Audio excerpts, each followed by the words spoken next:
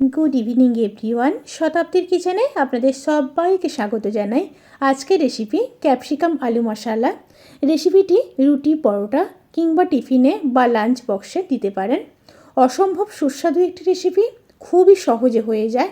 তাহলে চলুন শুরু করা যাক আজকের এই সহজ এবং সুস্বাদু রেসিপি। প্রথমে কড়াইতে সর্ষের তেল দিয়ে দেব। এবার দিয়ে দেব একটা শুকনো লঙ্কা, হাফ চামচ গোটা জিরে, আর দিয়ে দেব খুব সামান্য হিং, প্রায় হাফ চামচ মতো। এবার একটু নেড়ে নেব। তেল থেকে যখন সুন্দর একটা স্মেল বেরোতে শুরু করবে, সেই সময় দিয়ে দেব দুটো মিডিয়াম সাইজের কেটে রাখা পেঁয়াজ।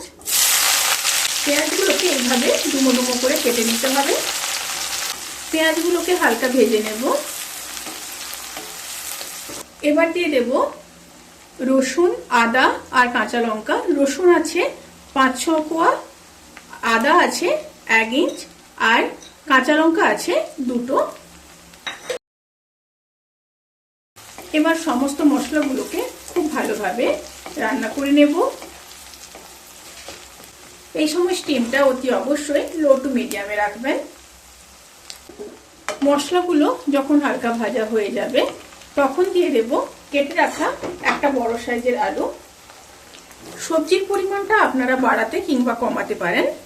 সাথে দিয়ে দেব পরিমাণ মতো লবণ, আর দিয়ে দেব 1 চামচ হলুদ গুঁড়ো। এবার খুব ভালোভাবে মিশিয়ে নেব। মিশিয়ে নিয়ে আবারও 1 থেকে 1.5 মিনিট রান্না করে নেব।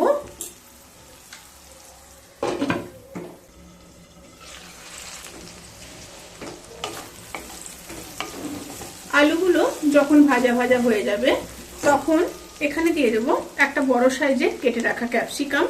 এখানে সবজিগুলোকে এইভাবে লম্বা লম্বা করে কেটে নিয়েছি। আপনারা চাইলে ডুমো করেও কাটতে পারেন। সেক্ষেত্রে আলু, ক্যাপসিকাম সমস্ত সবজিগুলোকে ডুমো ডুমো করে কেটে নিতে হবে। খুব ভালোভাবে মিশিয়ে নিয়েছি। এবার দিয়ে দেব কেটে রাখা দুটো বড় সাইজের পেঁয়াজ। পেঁয়াজগুলোকেও দেখুন এইভাবে লম্বা লম্বা করে কেটে নিয়েছি। সাথে দিয়ে দেব একটা বড় সাইজে কেটে রাখা টমেটো। এবার সমস্ত সবজিগুলোকে খুব ভালো করে ভেজে নেব।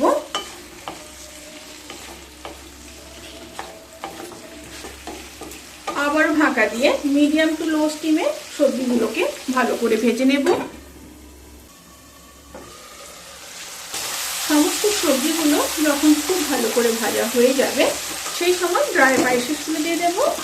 দিয়ে দেব 1 চামচ রোস্টেড জিরের আর ধনের গুঁড়ো। আপনারা চাইলে কিন্তু এখানে নর্মাল জিরের আর ধনের গুঁড়ো ব্যবহার করতে পারেন। আর দিয়ে দেব কাশ্মীরি লঙ্কার গুঁড়ো হাফ চামচ। সাথে লাল লঙ্কার গুঁড়ো ব্যবহার করতে পারেন। লঙ্কার পরিমাণটা আপনারা এখানে নিজেদের মতো ব্যবহার করতে পারেন। খুব ভালোভাবে মিশিয়ে নেব। মিশিয়ে নিয়ে কয়েক সেকেন্ড একটু কষিয়ে নেব। এবার দিয়ে দেব খুব সামান্য জল। সবজিগুলো সেদ্ধ হওয়ার মতো জল দিতে হবে।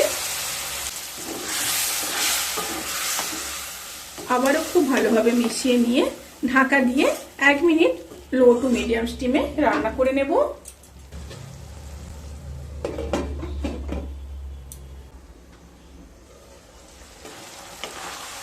রান্নাটা যখন প্রায় হয়ে আসবে, সেই সময় দিয়ে দেব কিছুটা ফ্রেশ ধনেপাতা। টেস্ট ব্যালেন্স করার জন্য দিয়ে দেব চিনি, অবশ্যই দিতে হবে। আর দিয়ে দেব হাফ চামচ গরম মশলার গুঁড়ো। এবার খুব ভালো মতো মিশিয়ে নেব। মিশিয়ে নিয়েছি। এবার গ্যাসের ফ্লেমটাকে অফ করে ঢাকা দিয়ে 10 থেকে 15 মিনিট স্ট্যান্ডিং টাইমে রেখে তারপর সার্ভ করব। রেসিপিটি কেমন লাগলো প্লিজ কমেন্ট করে জানাতে কিন্তু ভুলবেন না। যদি ভালো লেগে থাকে তাহলে সাবস্ক্রাইব করে পাশে থাকা বেল আইকন প্রেস করে নোটিফিকেশান অল করে রাখবেন। তাতে করে আমি যত রেসিপি দেব সমস্ত লিঙ্ক আপনাদের কাছে পৌঁছে যাবে। আপনারা সবাই ভালো থাকবেন, সুস্থ থাকবেন, সাবধানে থাকবেন।